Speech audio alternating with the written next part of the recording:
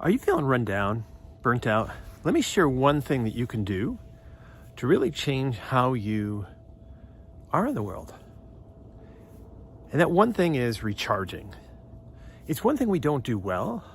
We're a go-go society. We run from one thing to the next. Our schedules are so packed. I look at my kids' schedules. They're just unreal between school and work, sports, volunteering, all this stuff. But in reality, as a society, the American society, we don't take time. We don't value time. I think COVID has done one thing to really look at, those downshifters and people to really think about, how do I really gain my life back? And recharging is an important part, both mentally, physically, and emotionally. All right, it's important.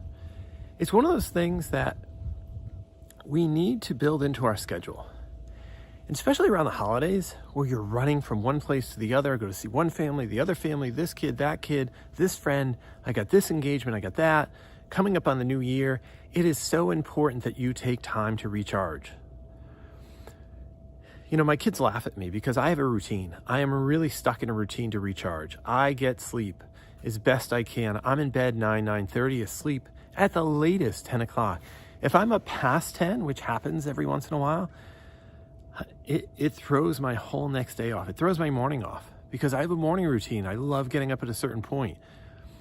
So one of those things that you want to do is, how do you recharge and where? So for me, when I get home from work, I think the best thing for me is to get outside, take a walk, be in nature. That's what I love. This is my backyard, right? This is what I love about my backyard. It's a chance for me to just recharge. I didn't want neighbors right behind me. I have them to the side of me, but I wanted to be able to look out into nature, to look out in the woods, see wildlife, not see somebody else's house. Now, some of you may not be that fortunate, and that's okay, because you can go to a park, you can go places to get nature. Exercise is a great way to do it. When it's a little bit warmer up here in the Northeast, I love biking. Look, I'm not an insane bicyclist where I'm out right now. Hey, look, I give them, huge creds to be out there, wrapped up and so forth. But I love biking. That's a freedom for me. That's a way I recharge. So what are those different ways? Mindfulness is another one. Meditation is another one. Being with family, just hanging out with my kids, hanging out with my wife.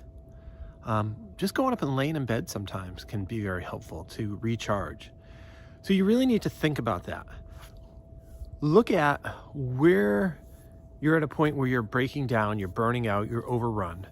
What do you do to recharge? And I'm not saying let's go out and get a drink or anything like that. That can recharge, but alcohol, tobacco, all those things, like, what do you do to recharge your body? Not to mask the symptoms, but to recharge. That's the important part.